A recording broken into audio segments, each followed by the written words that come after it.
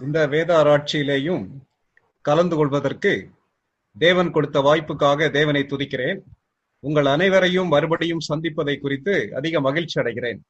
அதற்காக ஆண்டவருக்கு நன்றி செலுத்துகிறேன். இந்த நாட்கள்ல கடந்த புதன்கிழமை முதல் வேத ஆராய்ச்சியில் நாம் படிக்கக்கூடிய காரியம் சாரமுள்ள சாட்சி. சாரமுள்ள சாட்சின்னு சொல்லி யாருடைய வாழ்க்கையை குறித்து படிக்கிறோம்னா, யோபுவுடைய வாழ்க்கையை குறித்து படிக்க ஆரம்பித்தோம். யோபு சாரமுள்ள சாட்சி.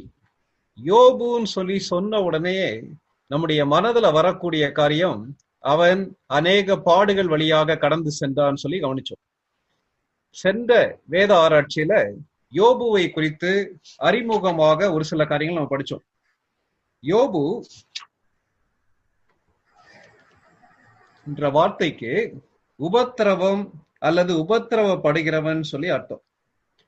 அது எந்த மொழியில? எபிரேய மொழியில. அதே நேரத்துல அரபிக் மொழியில மனம் திரும்புதல் அல்லது மனம் திரும்பினவன் சொல்லி அர்த்தம்.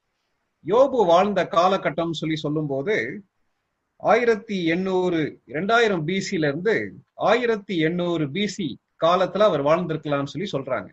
யோபு ஒரு கற்பனை காவியமா இல்லை. எசேக்கியேல் புத்தகத்துல வாசிக்கும் போது யோபுவை குறித்து வாசிக்கிறோம், ஆண்டவர் சாட்சி பகர்கிறார். யாக்கோபு புஸ்தகத்துல வாசிக்கும் போது யோபுவுடைய பொறுமையை குறித்து படிக்கிறோம். அதே போல யோபு புத்தகத்தை 3 பிரிவுகளாக பிரிப்போமானால், யோபுவுடைய குழப்பம் முதல் 2 அதிகாரங்கள், யோபுவுடைய வாதம் 3வது அதிகாரத்திலிருந்து 37வது அதிகாரம் வரைக்கும், அதே போல யோபுவுடைய விடுதலை, யோபுவுடைய வெற்றி, அது 38வது அதிகாரத்திலிருந்து 42வது அதிகாரம் வரைக்கும். இப்படிப்பட்ட ஒரு அவுட்லைனை வாரன் வியாஸ்பி நமக்கு கொடுக்குறாரு. ஓகே, அடுத்து நம்ம பார்த்தது என்னன்னா, யோபுவுடைய வாழ்க்கையில எந்தெந்த ஏரியாஸ்ல அவர் சாட்சியா இருந்தார்னு சொல்லி படிக்க ஆரம்பிச்சோம். முதலாவது நம்ம பார்த்த வசனம், அந்த முதல் 3 வசனங்கள், அவன் உத்தமன், சன்மார்க்கன், தேவனுக்கு பயந்து பொல்லாப்புக்கு விலகுகிறவன். உத்தமன் சொல்லி சொல்லும் போது ஒளிவு மறைவற்ற ஒரு வாழ்க்கை, உள்ளும் புறம்பும் ஒரே மாதிரியான வாழ்க்கை, யார் பார்த்தாலும் பார்க்காவிட்டாலும் ஒரே மாதிரியான வாழ்க்கை யோபுவுடைய வாழ்க்கையிலே காணப்பட்டது. He was upright before God. அதான் முக்கியமான காரியம். religiously and morally upright. சன்மார்க்க விதத்திலேயும் அவன் தேவனுக்கு முன்பாக சரியான விதத்துல காணப்பட்டான். அவருடைய ரகசியம் என்னன்னா, தேவனுக்கு பயந்து பொல்லாப்புக்கு விலகுகிறவன் யோபு.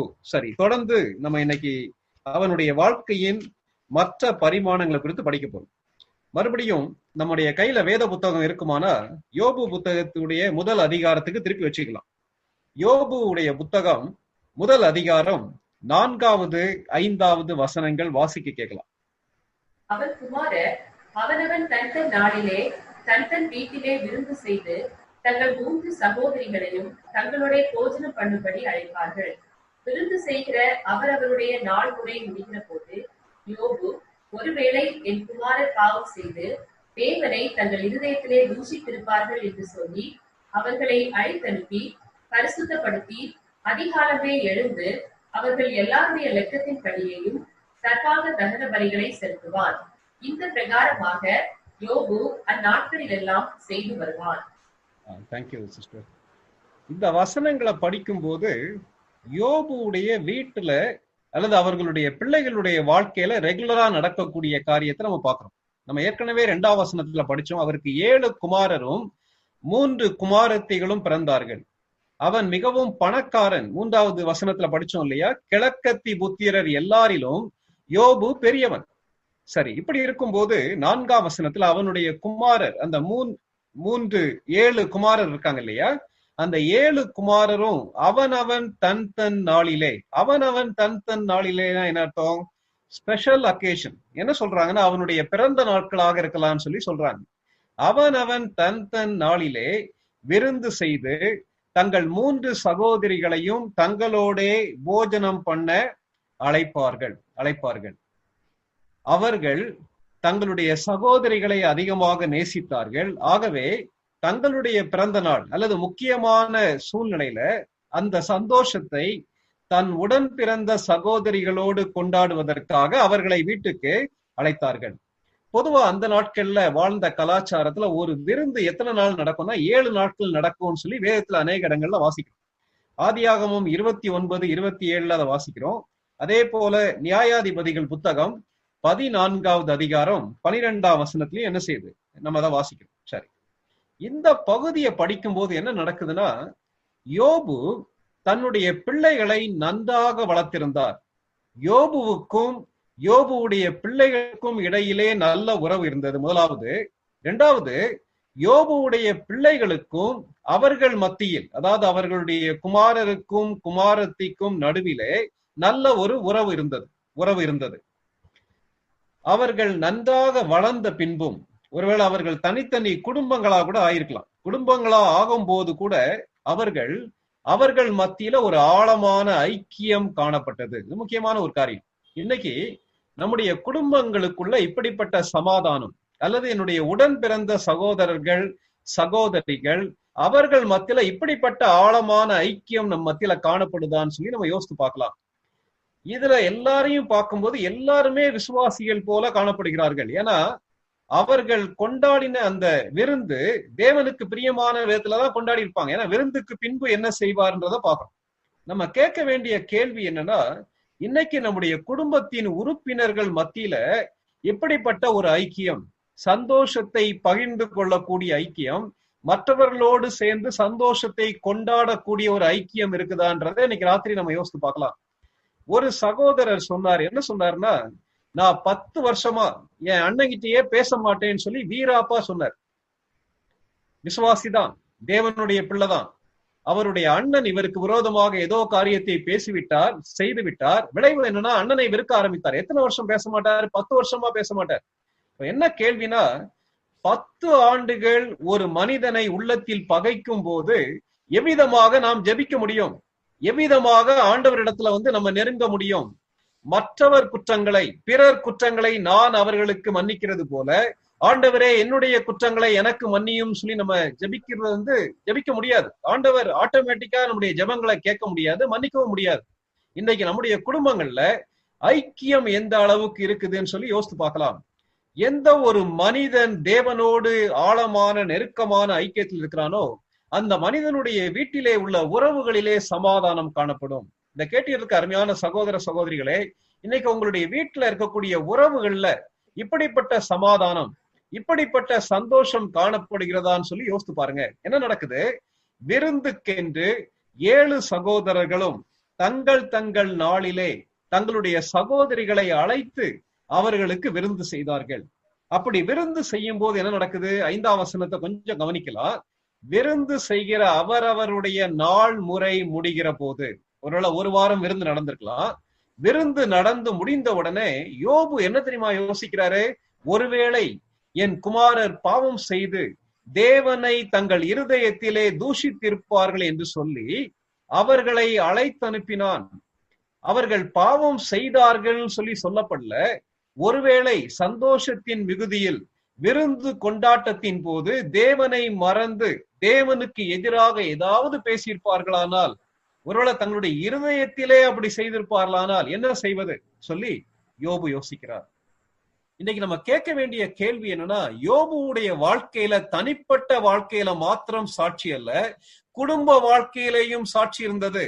யோபு தன்னுடைய பிள்ளைகள் தேவனுக்கு பிரியமாக வாழுகிறார்களா இல்லையா என்பதை குறித்து அதிக அக்கறையுடையவனாக இருந்தான்.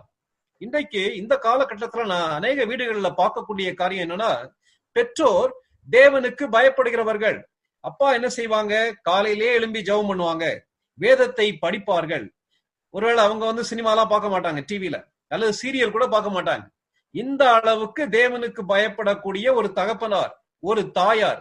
ஆனா என்ன செய்யறாங்கன்னா, பிள்ளைகள் இப்படிப்பட்ட காரியங்களை செய்யும் போது கண்டுகொள்ளாமல் விடக்கூடிய பெற்றோர் என்ன சொல்றாங்க? நான் தான் கஷ்டப்பட்டேன், என்னதான் எங்க அம்மா ஸ்ட்ரிக்டா வளர்த்துட்டாங்க, அப்பா ஸ்ட்ரிக்டா வளர்த்துட்டாங்க. ஆனா இன்னைக்குள்ள தலைமுறையை திருத்த முடியாது. இன்னைக்குள்ள தலைமுறையில என் பையன் நைட் ரொம்ப நேரம் படிக்கிறான், அல்லது ஆன்லைன் கிளாஸ் அட்டன் பண்றான். அதனால காலையில எழுந்தவன அவன் தூங்கிட்டு நேர கிளாஸுக்கு போனா பரவாயில்ல, வேதத்தை வாசிக்க வேண்டும் என்ற அவசியம் இல்லை, ஜெபிக்க வேண்டிய அவசியம் இல்லை என்று யோசிக்கக்கூடிய விசுவாசிகள், ஊழியக்காரர்கள் உண்டு. இத கேட்டுட்டு இருக்க அருமையான என்னுடைய சகோதர சகோதரிகளே, உங்களுடைய பிள்ளைகளுடைய ஆவிக்குரிய வாழ்க்கையை குறித்து உங்களுக்கு அக்கறை உண்டா? ரொம்ப முக்கியமான கேள்வி. ஐக்கியமாக கூடி வரும்போது உங்களுடைய பிள்ளைகளுக்காக ஜெபிக்க சொல்லும் போது என்ன காரியத்துக்காக நீங்கள் ஜெபிக்கிறீர்கள்? என்னுடைய மகன் நன்றாக படிக்க வேண்டும் என்று ஜெபிக்கிறோம், நல்லது. என்னுடைய மகன் நல்ல ஸ்கூல்ல படிக்கணும்னு சொல்லி யோசிக்கிறேன், அல்லது காலேஜ்ல படிக்கணும்னு யோசிக்கிறேன், நல்லது.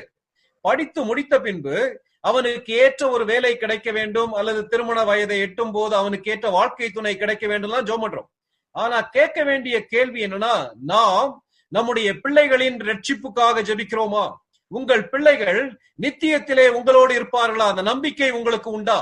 இதை கேட்டுட்டு இருக்க என்னுடைய சகோதர சகோதரிகளே, நானும் நீங்களும் நம்முடைய பிள்ளைகளை தேவ பக்தியில் வளர்க்காவிட்டால், அவர்களுடைய வாழ்க்கை தேவனுக்கு பிரியமாக இருக்கிறதா இல்லையா என்பதை குறித்து அக்கறை எடுக்காவிட்டால் நித்தியத்தில் அவர்களை இழக்க நேரிடும். மறக்க வேண்டாம், யோபு மிகவும் கவனமாக இருந்தார். என்ன கவனமாக இருந்தார்? என்னுடைய பிள்ளைகள் விருந்தின் மத்தியிலே தன்னுடைய உள்ளத்திலே தேவனை தூஷித்திருப்பார்களோ, தூஷித்தார்கள் என்று சொல்லப்படவில்லை, தூஷித்திருப்பார்களோ என்று பயந்து அவர்களை அழைத்தனுப்பினான், பரிசுத்தப்படுத்தினான். அதிகாலமே எழுந்து அவர்கள் எல்லாருடைய லக்கத்தின்படியையும் சர்வாங்க தகன பலிகளை செலுத்தினான். இந்த பிள்ளைகள் யார்? வளர்ந்தவர்கள். தோளுக்கு மேல் வளர்ந்தவன் தோழன் சொல்லி சொல்லுவாங்க. அந்த பிள்ளைகள் 7 குமாரர், ஆண் மக்கள். அவர்களை அழைத்த போது வந்தார்களா? வந்தார்கள். இன்னைக்கு அநேக வீடுகள்ல பெற்றோருக்கு பிள்ளைகள் மேல கட்டுப்பாடே கிடையாது. பெற்றோர் ஒரு காரியத்தை சொல்லும் போது பிள்ளைகள் அதை மதிப்பதில்லை. இது எப்போ இருந்து ஆரம்பிக்குது? சிறு வயதிலிருந்தே காரியங்களை கற்றுக் கொடுக்க வேண்டும். அவர்களை போதனையில் வளர்க்க வேண்டும், பயிற்சியிலே வளர்க்க வேண்டும். அளவுக்கு அதிகமான செல்லம் கொடுக்கும் போது, அளவுக்கு அதிகமாக கட்டுப்பாடற்ற பாசம் கொடுக்கும் போது, தேவனுக்கு பிரியமில்லாத காரியங்களை செய்யும் போது கண்டிப்பு பண்ணாமல் விடப்பட்ட பிள்ளைகள் வாலிப வயதை அடையும் போது நம்முடைய கைகளை விட்டு தாண்டி சென்று விடுவார்கள். அழைத்து அனுப்பினான் சொல்லி வேதத்துல வாசிக்கிறோமே. இன்னைக்கு நம்முடைய பிள்ளைகள் நம்முடைய கட்டுப்பாட்டுக்கு கீழே இருக்கிறாங்களா? அவர்களை அடிமைகள் போல நடத்த வேண்டும் என்று சொல்லவில்லை, ஆனால் தகப்பனாக நடத்த வேண்டும் அல்லவா, தாயாக நடத்த வேண்டும் அல்லவா? அவன் அழைத்து அனுப்பினான். இரண்டாவது, பரிசுத்தப்படுத்தினான். நான் ஏற்கனவே நம்ம படித்த மாதிரி ஆபிரகாம் வாழ்ந்த காலகட்டத்துல ஆதியாகமம் 11வது அதிகாரத்திற்கும் ஆதியாகமம் 12வது அதிகாரத்துக்கும் இடைப்பட்ட காலத்துல யோபு வாழ்ந்திருக்கலாம் என்று பைபிள் ஸ்காலர் சொல்றாங்க. ஆபிரகாமும் சரி, அந்த பேட்ரியாக்ஸ், நம்முடைய மூதாதையர்கள் அல்லது விசுவாச தந்தையர்கள் என்ன செஞ்சாங்கன்னா, தங்களுடைய முழு குடும்பத்துக்கு அவர்கள் ஆசாரியர்களாக செயல்பட்டார்கள். இது ஆதியாகமம் 15வது அதிகாரம் 9வது 10வது வசனங்கள்ல வாசிக்கிறோம். பிரீஸ்ட்ஹுட் பின்னாடி எங்க வருது? லேவியர் ஆகமத்துலதான் முதலாக அந்த யாத்ராகமத்துல அந்த பிரீஸ்ட்ஹுட் வருது, ஆசாரிய ஊழியத்தை பற்றி வருது. அதற்கு முன்பாக அந்த குடும்ப தலைவன் முழு குடும்பத்துக்கும் ஆசாரியனாக செயல்பட்டான். முதலாவது அவர்களை அழைத்து அனுப்பினான். எதை காட்டுகிறது? அவர்கள் அவனுடைய கட்டுப்பாட்டுக்கு கீழே இருந்தார்கள். அவனுடைய வார்த்தையை அவனுடைய பிள்ளைகள் மதித்தார்கள்.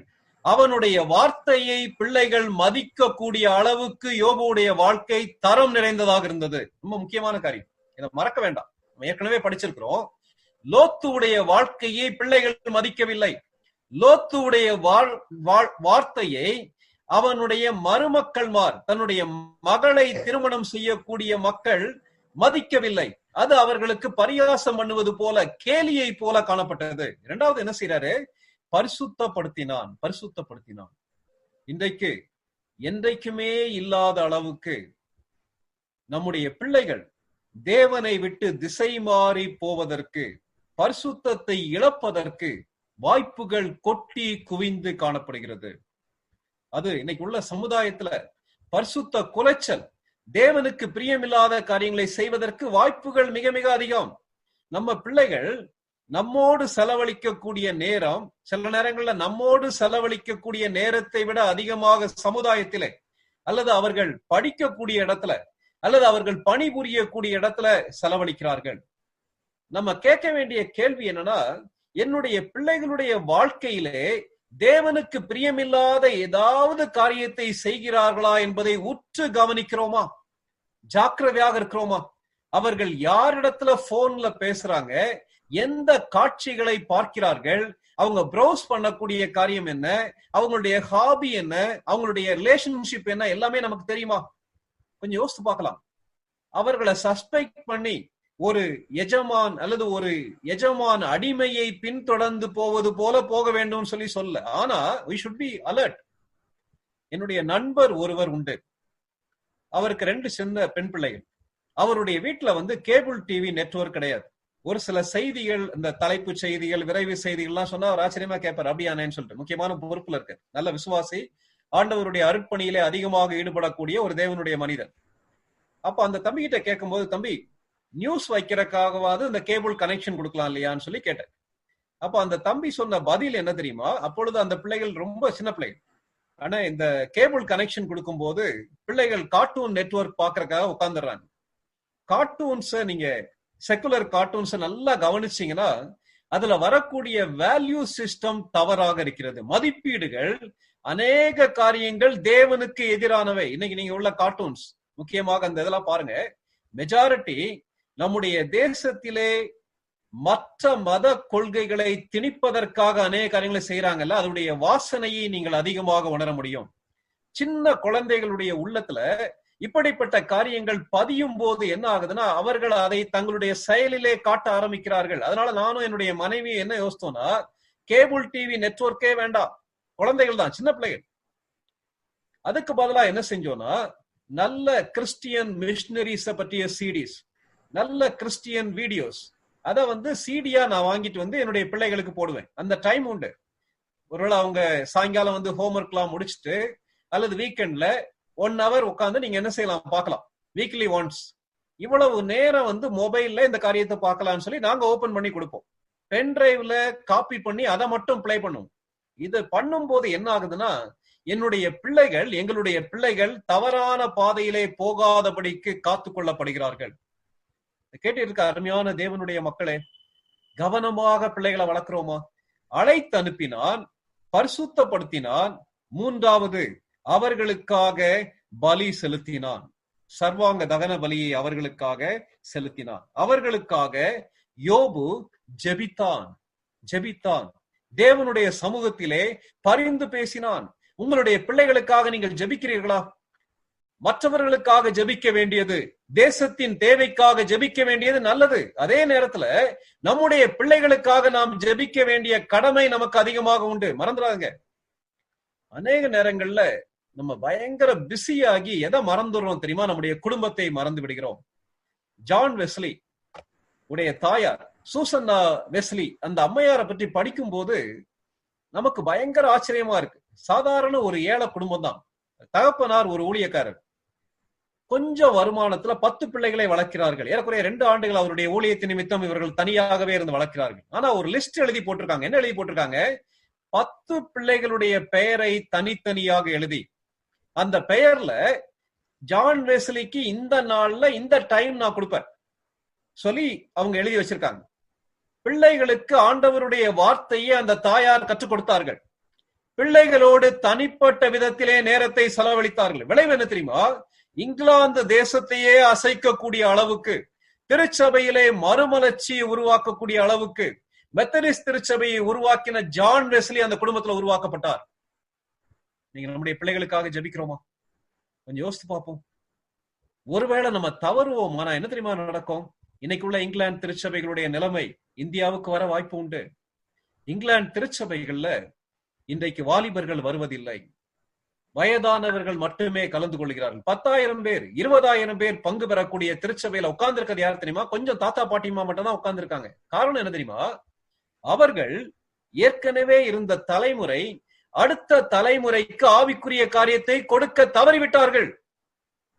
விளைவு கர்த்தரை அறியாத வேறொரு சந்ததி எழும்பிற்று. இஸ்ரவேல் ஜனங்களை பார்த்து ஆண்டவர் மறுபடி சொன்னார் இல்லையா? நீ உட்காரும் போதும் எழும்பும் போதும் படுக்கும் போதும் இதை குறித்து பேசி இதை நீ உன்னுடைய பிள்ளைகளுக்கு போதிப்பாயாக. சண்டே ஸ்கூல் அனுப்புறதோடு நம்முடைய பொறுப்பு முடியல. நல்லது சண்டே ஸ்கூல் அனுப்புறது, விபிஎஸ் அனுப்புறதோட நம்முடைய பொறுப்பு முடியல, EU கேம்ப் அனுப்புறதோட நம்முடைய பொறுப்பு முடியல, SU கேம்ப் அனுப்புறதோட நம்முடைய பொறுப்பு முடியல. நாம் ஜபிக்கிறோமா, நாம் முயற்சி எடுக்கிறோமான்னு சொல்லி யோசித்து பார்க்கலாம்.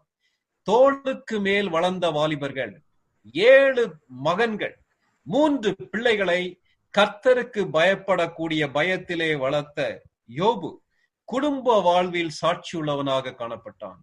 இன்னைக்கு நம்முடைய பிள்ளைகளுடைய ஆவிக்குரிய வாழ்க்கையை குறித்து அக்கறை உள்ளவர்களாக, குடும்ப வாழ்விலே சாட்சி உள்ளவர்களாக நாம் காணப்படுகிறோமா என்பதை தேவனுடைய சமூகத்திலே ஆராய்ந்து பார்க்க வேண்டியது அவசியம். தனி வாழ்வில் சாட்சி, 2வது குடும்ப வாழ்வில் சாட்சி, 3வது தேவன் கொடுத்த சாட்சி. தேவன் கொடுத்த சாட்சி. 8ஆம் வசனம், 1வது அதிகாரம் 8ஆம் வசனம் வாசிக்க கேட்கலாம். கர்த்தர் சாத்தானை நோக்கி, என் தாசனாகிய யோபின் மேல் கவனம் வைத்தாயோ? உத்தமனும் சன்மார்க்கனும் தேவனுக்கு பயந்து பொல்லாப்புக்கு விலகுகிறவருமாகிய அவனைப் போல பூமியில் ஒருவரும் இல்லை என்றார். சாத்தான் யோபின் மீது கண் வைக்கிறான்.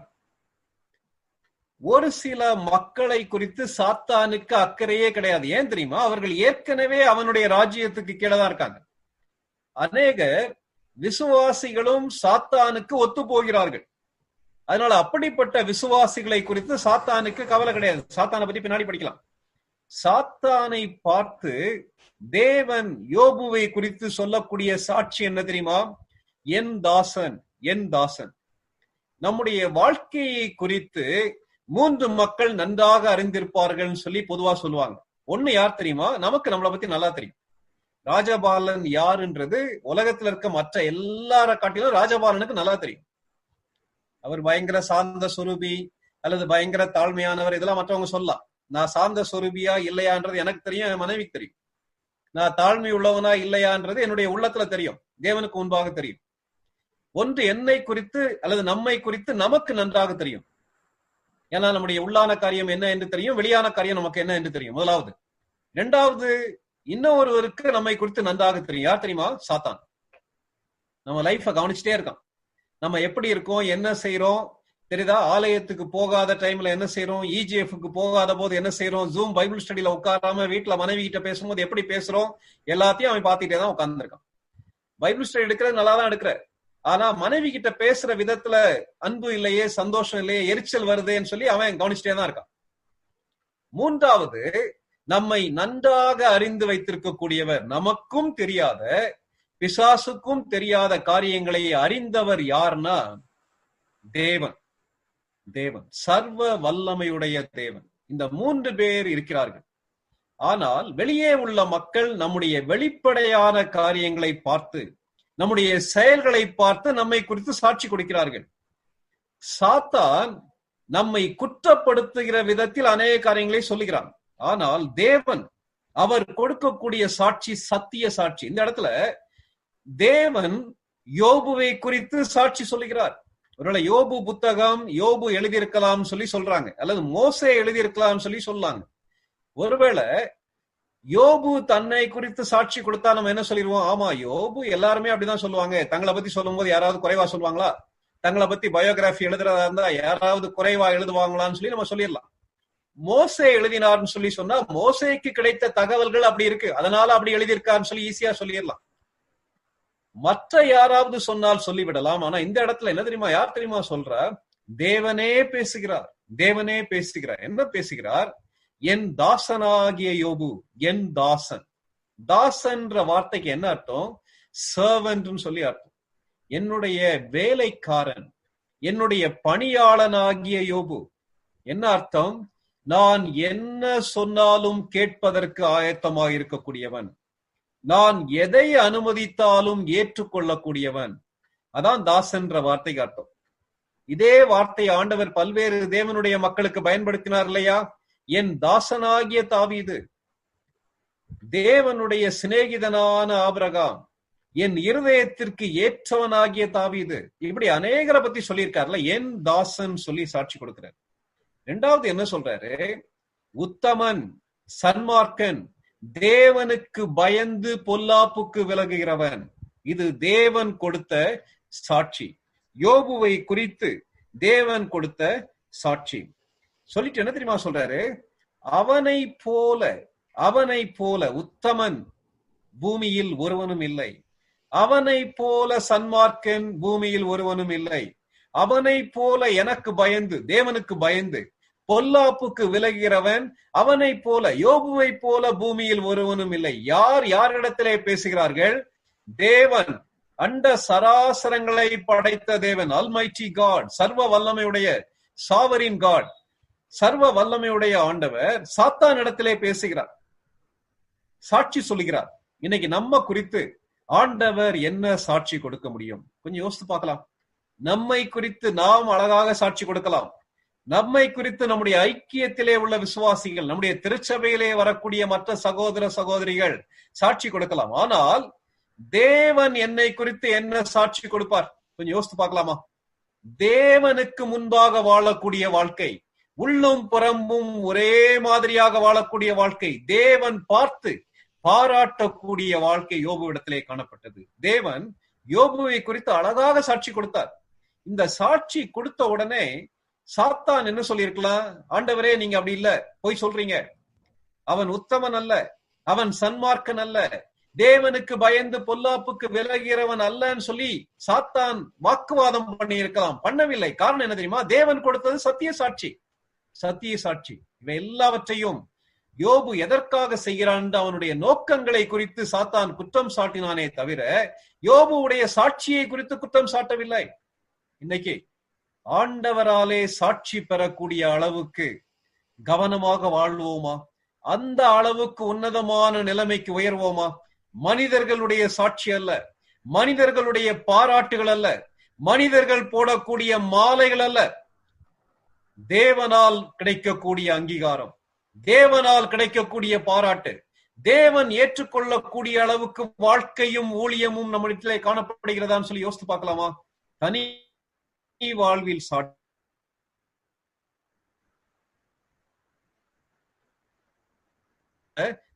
சரி, தனி வாழ்விலே சாட்சியாக இருப்பது ஒரு சாதாரணமான காரியம் சொல்லி நம்ம சொல்லலாம்.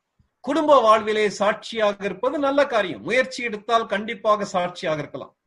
மூன்றாவது, தேவனிடத்திலே சாட்சி பெறுவது பரிசுத்த ஆவியானுடைய பலத்தாலே அவருக்கு கீழ்ப்படியும் போது சாத்தியமாகும். ஆனா நம்ம அடுத்து படிக்க போற காரியம் என்ன தெரியுமா? யோபுடைய சாட்சி சாரமுள்ள சாட்சின்னு சொல்லி சொல்லும் போது இழப்பின் மத்தியில் சாட்சி, இழப்பின் மத்தியில் சாட்சி, witness in the midst of loss. எல்லாவற்றையும் இழந்த சூழ்நிலையிலேயும் ஒரு மனிதன் சாட்சியாக இருக்க முடியுமா? வாழ்க்கையிலே எல்லா காரியங்களும் சாதகமாக நடக்கும் போது, தேவன் நாம் கேட்கக்கூடிய காரியங்கள் எல்லாவற்றிற்கும் ஆம் என்று பதிலளிக்கும் போது, நம்முடைய தேவைகள் எல்லாம் சந்திக்கப்படும் போது, நல்ல சுகத்தோடு பலத்தோடு ஆசீர்வாதங்களோடு இந்த உலகத்தை அனுபவிக்கும் போது சாட்சியாக வாழ்வது எளிதா? இவை எல்லாம் எடுக்கப்படும் போது சாட்சியாக வாழ்வது எளிதா? அதுவே சாரமுள்ள சாட்சி. கன்மலையின் மீது தன்னுடைய வீட்டை கட்டின மனிதனை குறித்து ஆண்டவர் சொன்னார் இல்லையா? அசைக்கப்படாத சாட்சி, வீழ்ந்து விடாத சாட்சி, மழையிலே கரைந்து விடாத சாட்சி யோபுடைய சாட்சி. சரி, யோபுடைய இழப்பின் மத்தியில் சாட்சின்னு சொல்லி சொல்லும் போது ஒரு சில காரியங்களை நம்ம கவனிக்க போறோம். முதலாவது, இழப்பின் விவரம். இழப்பின் விவரம்.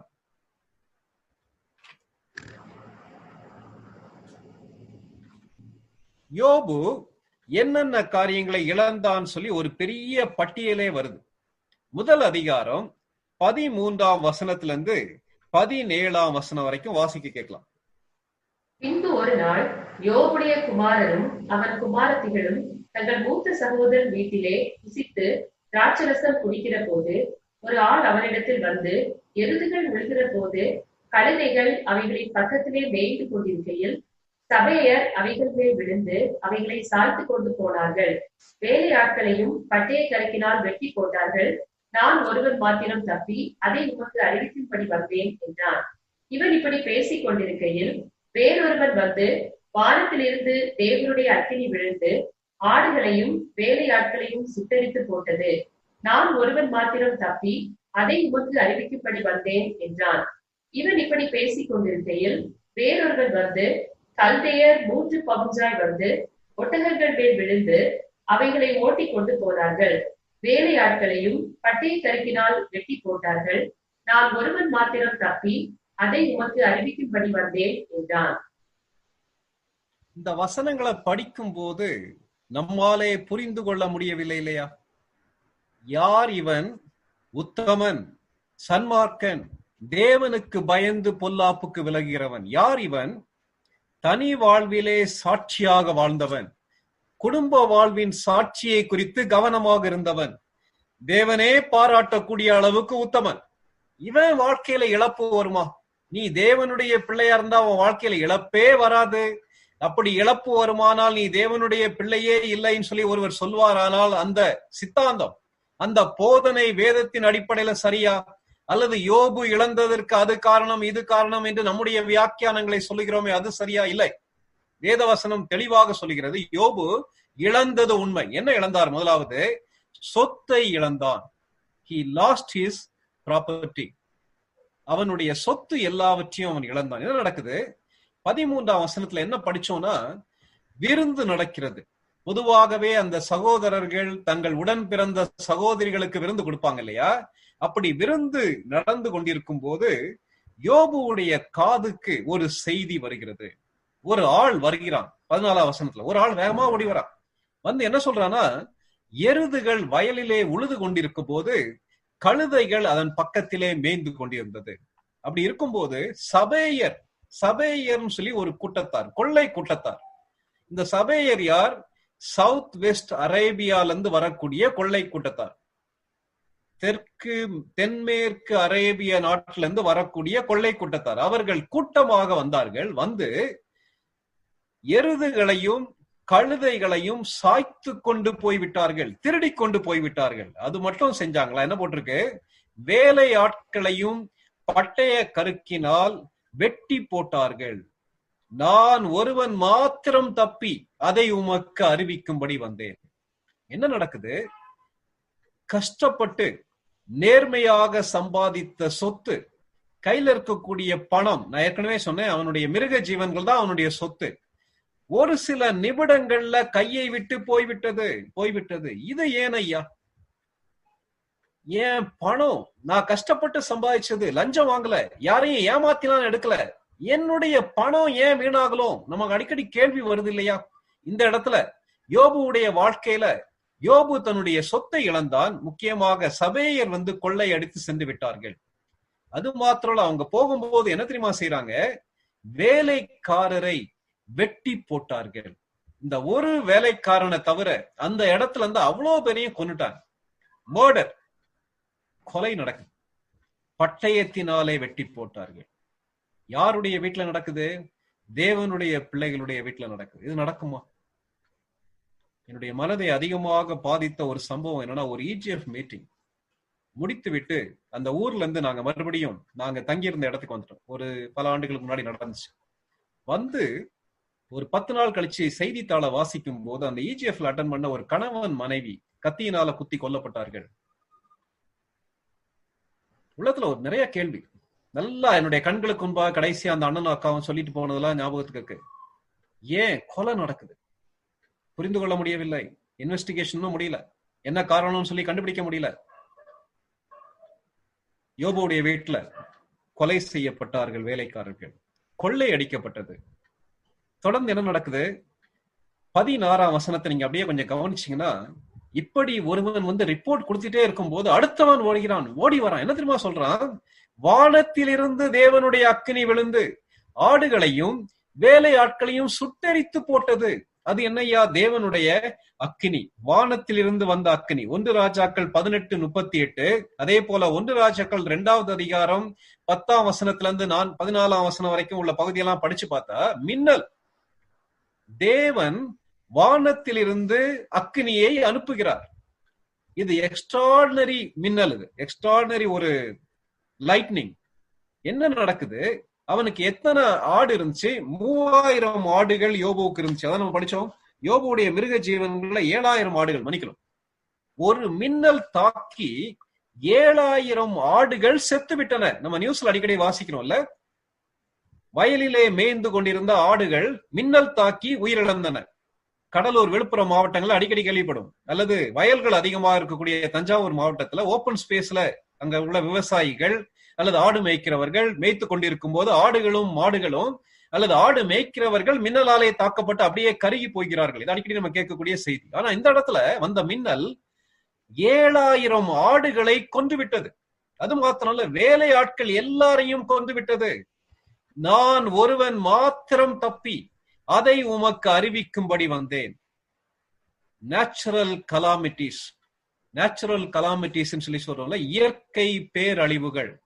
இயற்கை பேரழிவுகள் தேவனுடைய பிள்ளைகளின் சொத்தை பாதிக்குமா? பாதிக்கும், பாதிக்கும். சுனாமி வரும்போது தங்களுடைய சொத்தை இழந்த தேவனுடைய மக்கள் அநேகர் உண்டு இல்லையா? குஜராத்ல நடந்த பூகம்பத்துல கோடீஸ்வரர்களாக இருந்த அடுத்த நாள் ஒன்றுமே இல்லாதவர்களாக மாறிப்போன மக்கள் அநேகர் உண்டு இல்லையா? இந்த இடத்துல முதலாவது பார்த்தோம், கொள்ளை நடக்கிறது, அடுத்தது கொலை நடக்கிறது. இந்த இடத்துல இயற்கை பேரழிவுல அல்லது தேவனுடைய படைப்புகளிலே வரக்கூடிய பேரழிவின் மூலமாக யோபுடைய 7000 ஆடுகள் ஒரே நாளிலே செத்து விட்டன, கருகி விட்டன. வேலையாட்களும் செத்து விட்டார்கள். ஏன் ஐயா? அநேகத்துல நம்ம உள்ளத்துல கேள்வி வருது இல்ல, ஏன் இந்த இழப்பு?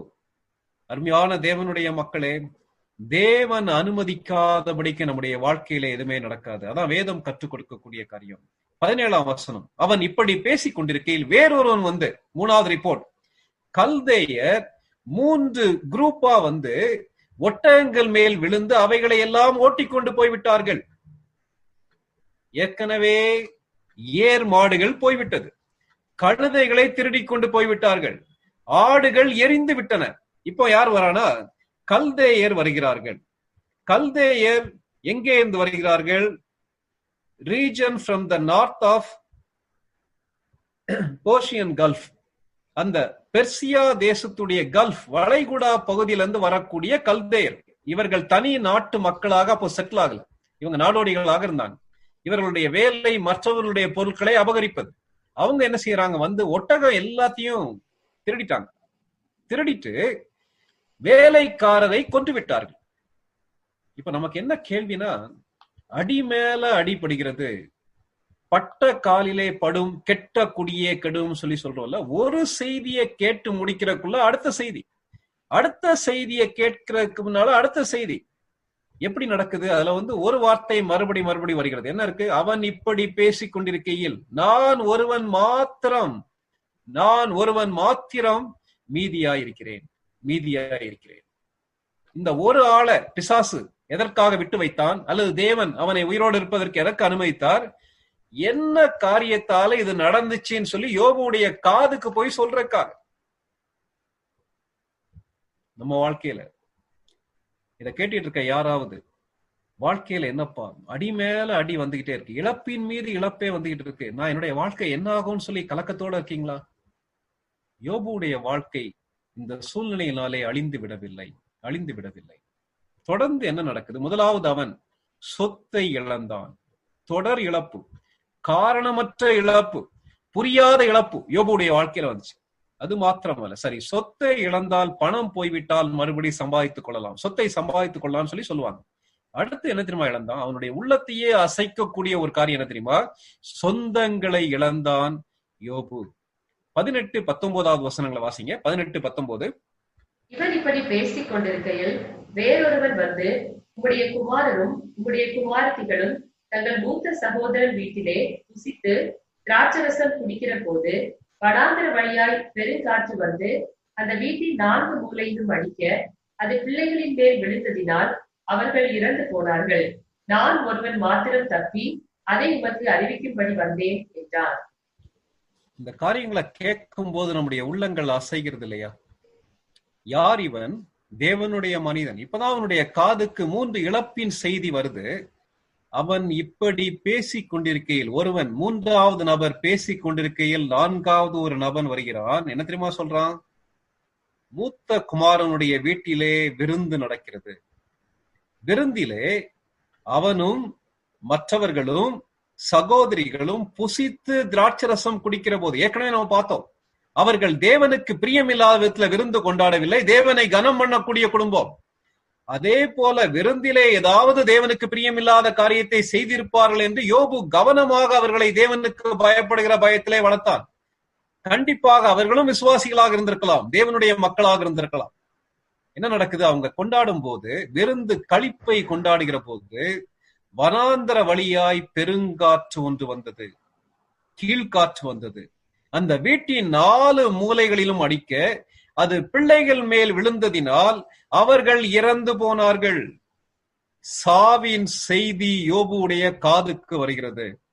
ஒருவேளை அதை கேட்டு இருக்க ஒரு சிலருடைய உள்ளத்துல கேள்வி வரலாம், பிரதர், ஏற்கனவே கொரோனா பீரியட்ல அநேக காரியங்கள் எங்களுடைய உள்ளத்தை அசைக்கிறது, இதையும் நீங்க சொல்லி நெகட்டிவான காரியங்களை சொல்லி பயமுறுத்துகிறீர்களான்னு சொல்லி கேட்கலாம். உங்களை பயமுறுத்துவதற்காக நான் சொல்லவில்லை. இந்த எந்த சூழ்நிலைகளும் யோபுவை அசைக்கவில்லை. அதான் நம்ம படிக்கிறோம். என்ன நடக்குது? காற்று அடிக்கிறது. விருந்து நடக்கக்கூடிய வீட்டிலே 4 சுவர்கள் மீது மோத அந்த வீடு அப்படியே யோபுடைய பிள்ளைகள் மீது விழுந்து உயிரோடு சமாதி ஆகிறார்கள் யோபுடைய பிள்ளைகள். ஏன் நடந்தது? ஏன் இந்த சாவு வந்தது? நம்ம கேள்விக்கெல்லாம் பதிலே கிடையாது. இதை கேட்டிருக்க அருமையான தேவனுடைய மக்களே, உங்களுடைய வீட்டுல அருமையானவர்கள் யாரையாவது இழக்க கொடுத்திருக்கீங்களா? இந்த கொரோனா பீரியட்ல நம்முடைய ஐக்கியத்தில் இருக்க ஒரு சிலருடைய வீடுகள்ல சாவு உண்டு, மரணம் உண்டு.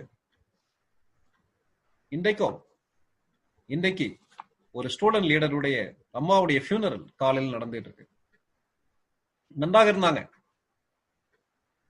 முந்தானத்து ராத்திரி போன் பண்ணும்போது நல்லா இருந்தாங்க. சடனா ஆண்டவருடைய ராஜ்யத்துக்குள்ள போயிட்டாங்க. ஏன் எதுக்குன்னு சொல்லி தெரியாது. ஒரே நாளிலே ஒரு பிள்ளை அல்ல, 2 பிள்ளை அல்ல, 10 பிள்ளைகள் செத்து விட்டார்கள். இது வேதம் சொல்லக்கூடிய உண்மை. தேவனுடைய பிள்ளைகளுக்கு இந்த உலகத்துல நிரந்தரமாக எதுவுமே கிடையாது. இதை கேட்டிருக்க அருமையான தேவனுடைய மக்களே, நாம் கடந்து போகக்கூடிய பாதையை விட பல மடங்கு கடினமான பாதையிலே யோபு கடந்து போனார். வேத வசனம் சொல்லுகிறது. இந்த பகுதியை படிக்கும் போதெல்லாம் என் மனதுல வரக்கூடிய ஒரு ஞாபகம் என்னன்னா, குறிப்பிட்ட தஞ்சாவூர்ல நடந்த ஒரு இன்சிடென்ட் எனக்கு ஞாபகத்துக்கு வரும். அங்கே இருக்கக்கூடிய ஒரு குடும்பம் திருச்சி பக்கத்துல இருக்கக்கூடிய முக்கம்புன்ற ஒரு பிக்னிக் ஸ்பாட், ஒரு சுற்றுலா ஸ்தலத்துக்கு போனாங்க. கார்ல போனாங்க. போய் அந்த காரை விட்டு இறங்கி அந்த பெற்றோர் அந்த பிள்ளைகளுக்காக கொண்டு வந்த சாப்பாடு, ஸ்நாக்ஸ் எல்லாம் இறக்கி வச்சிட்டு இருந்தாங்க. இந்த 3 பிள்ளைகளும் ஓடி வேகமாக சுத்தி பாக்குறதுக்காக போயிட்டாங்க. மூத்த பையன் வந்து 10th நினைக்கிறேன், 10th படிக்கக்கூடிய பையன். வேகமா ஓடி போகும்போது இந்த முக்கொம்பு ஏரியா அல்லது காவேரி அந்த கரையில இருக்கக்கூடிய ஒரு பெரிய ரிஸ்க் என்னன்னா, புதை மணல் அநேக இடங்கள்ல உண்டு. சொறி மணல் சொல்லி சொல்லுவாங்க இல்லையா, லூஸ் சாண்ட். தெரியாமல் காலை வைத்து விட்டோமானால் உள்ளே கொஞ்சம் கொஞ்சமாக புதைய ஆரம்பித்து விடுவோம். வெளியே இருந்து யாராவது நம்மளை இழுக்காட்டா, அதுவும் வெளியே தள்ளி நின்று இழுக்காட்டா நம்மளால வெற்றி பெற முடியாது. உளையான சேருன்னு சொல்லி நம்ம வேதத்துல படிக்கிறோம் இல்லையா, அப்படிப்பட்ட உளையான சேரு. பார்க்க தெரியாது. பார்க்க வந்து நீர் அமைதியாக ஓடக்கூடிய நல்ல ஆற்று மணல் பகுதியாக கண்களுக்கு புலப்படும். நிறைய இடங்கள்ல அந்த வார்னிங் போர்டு இருக்கும். ஒரு பையன் அதுல மாட்டிக்கிட்டான். அவனை காப்பாற்றுவதற்காக அடுத்த பையன் உள்ள குதிச்சான். அவன் ஏற்கனவே உள்ளே மாட்டிக்கொண்டவன் படிப்படியாக அப்படியே உள்ள போயிட்டான். அவனை பிடித்து கொண்டு அடுத்த பையன் உள்ள போயிட்டான். 3வது பையனும் தன்னுடைய சகோதரனை காப்பாற்ற வேண்டும் என்பதற்காக குதித்தான். அவனும் பிணமாகிவிட்டான். பிள்ளைய தேடி பாக்குறாங்க, பிள்ளைகளை காணும். என்னடா இப்பதான் இறங்கணும், இந்த பக்கத்துல விளையாடுறோம்னு சொல்லிட்டு போனாங்க, ஆளை காணுமேன்னு சொல்லி பெற்றோர் கண்ணீரோடு தேடும் போது கடைசியாக சென்றவனுடைய கால்கள் மாத்திரம் வெளியே நீட்டிக் கொண்டிருந்தது. ஒரே நாள்ல 3 பிள்ளைகளையும் அந்த பெற்றோர் இழக்க கொடுத்தார்கள். எவ்வளவு வேதனையா இருந்திருக்கும்ல. செய்தித்தாள்கள்ல வந்த முக்கியமான காரியம், கிறிஸ்டியன் ஃபேமிலி தான். அந்த அடக்க ஆராதனை, அடக்க ஊர்வலத்துல 3 சவப்பெட்டிகள் போனது. இருதயத்தையே அசைத்த ஒரு செய்தியை கேட்கிற நமக்கு அவ்வளவு வேதனையா இருக்குமானா, எனக்கு அவ்வளவு வேதனையா இருக்குமானா, பெற்றோரை எவ்வளவு பாதித்திருக்கோம். அருமையான தேவனுடைய மக்களே, உலகத்துல இருக்க வரைக்கும் இழப்புகள் உண்டு. ஏன் நடக்கிறது, எதற்கு நடக்கிறது என்பதற்கு நமக்கு பதில் இல்லை. இந்த இடத்துல யோபுவுக்கு பதிலே தெரியாது. நமக்கு தெரியும் பரிசுத்த ஆவியானவர் என்ன காரணத்துக்காக நடந்தது என்பதை எழுதி வைத்திருக்கிறார். ஆனால் யோபு உயிரோடு வாழ்ந்த காலத்துல ஏன் இந்த இழப்பு என்ற கேள்விக்கு பதிலே இல்லை. யோபுவை இந்த எந்த சூழ்நிலையும் அசைக்கவில்லை. அருமையான தேவனுடைய மக்களே, கலக்கத்தோடு கேள்விகளோடு உள்ளத்துல ஆறுதல் இல்லாதபடிக்கு, ஆண்டவரே எனக்கு அருமையான இந்த நபரை ஏன் எடுத்துக்கொண்டீர்? என்னுடைய சகோதரன், என்னுடைய சகோதரி, நான் உயிருக்கு உயிராக நேசிக்கக்கூடிய என்னுடைய மகன், என்னுடைய மகள், என்னுடைய உறவினர் சொல்லி கேள்விகளோட உட்கார்ந்துருக்கோமா? தேவன் நம்முடைய கண்ணீர் எல்லாவற்றையும் புரிந்து கொள்ளக்கூடிய தேவன், நம்முடைய திராணிக்கு மேலே நமக்கு அனுமதியாத ஒரு தேவன், நம் மீது அக்கறையுடைய தேவன். இதை மறந்துவிட வேண்டாம். நாம் கேட்ட காரியங்கள் அடிப்படையில் நம்மை அர்ப்பணித்து ஜெபிப்போமா? தலைகளை தாழ்த்தி கண்களை மூடி ஜெபிக்கலாம். கேட்ட காரியங்களை கொஞ்சம் அமைதியா நம்ம யோசித்து பார்க்கலாமா? இன்னைக்கு ராத்திரி பரிசுத்த ஆவியானவர் உங்களோட பேசிட்டு இருக்காரா? சாரமுள்ள சாட்சி. தனி வாழ்வில் சாட்சியை குறித்து படித்த நாம் இன்றைக்கு ராத்திரி குடும்ப வாழ்வில் சாட்சியை குறித்து படித்தோமே. என்னுடைய குடும்பம் தேவனுக்கு மகிமையாக வாழ்கிறதா? குடும்பத்தை கட்டி எழுப்புவதிலே, கிறிஸ்துவுக்குள்ளே கட்டி எழுப்புவதிலே நான் என்ன பங்கை செய்கிறேன்? நான் ஒரு ஆசாரியனாக செயல்படுகிறேனா? நம்ம செய்யக்கூடிய ஊழியெல்லாம் இருக்கட்டும், வெளியே போய் மற்றவர்களுக்காக ஜெபிக்கக்கூடிய ஜெபங்கள்லாம் இருக்கட்டும், நம்முடைய சொந்த குடும்பம் எப்படி இருக்கிறது? சொந்த குடும்பத்தை விசாரிக்காவிட்டால் அவன் எப்படி தேவனுடைய சபையை விசாரிப்பான்? கவனம், கவனம். அவர் ஃபேமிலி இஸ் இம்பார்ட்டன்ட். நம்முடைய பிள்ளைகள் தேவன் நம்முடைய கையிலே கொடுத்த பரிசுகள். கடவுள் ஒரு நாள் கணக்கு கேட்பார் ஐயா.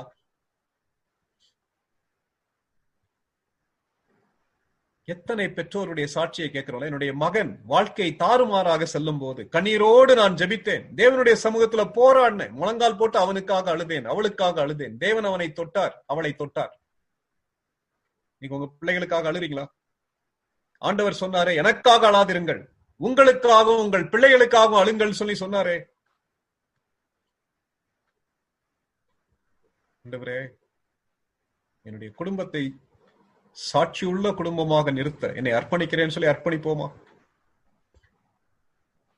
தேவன் சாட்சி கொடுக்கக்கூடிய அளவுக்கு கவனமாக வாழ்வோமா?